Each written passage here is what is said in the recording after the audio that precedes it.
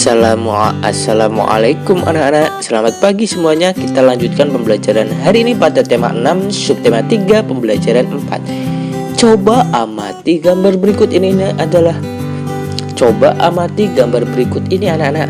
Beliau adalah Andrea Hirata, seorang penulis novel terkenal di Indonesia. Novelnya yang terkenal berjudul Laskar Pelangi. Karyanya tiba-tiba menjadi pembicaraan di mana-mana, terlebih di dunia sastra. Karya Andrea Hirata dianggap sangat mewakili kehidupan anak-anak di Indonesia. Apalagi novel ini diangkat dari kisah nyata seorang penulis. Sang penulis.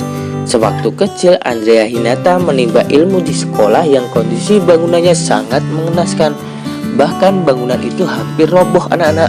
Kondisi sekolah yang bernama SD Muhammadiyah tersebut memang cukup memprihatinkan.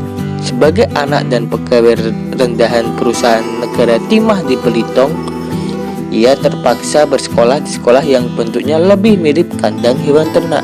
Meski harus menimba ilmu di bangunan yang tak nyaman, Andrea tetap memiliki motivasi yang besar untuk belajar.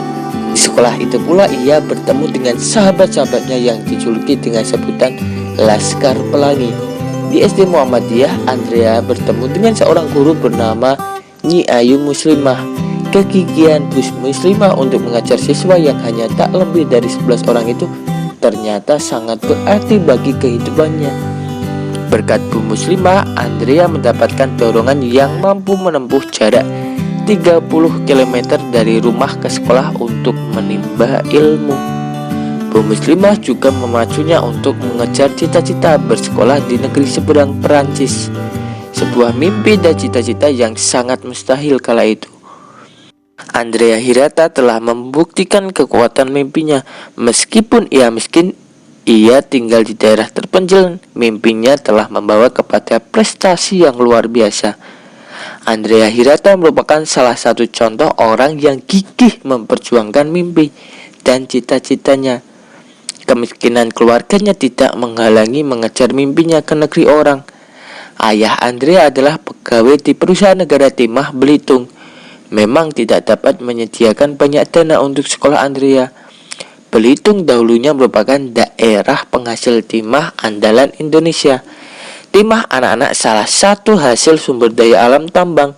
Coba anak-anak amati persebaran sumber daya alam mineral atau tambang berikut ini. Berdasarkan peta sumber daya alam bahan tambang tersebut, terdapat berbagai barang tambang yang tersebar di seluruh wilayah Indonesia anak-anak.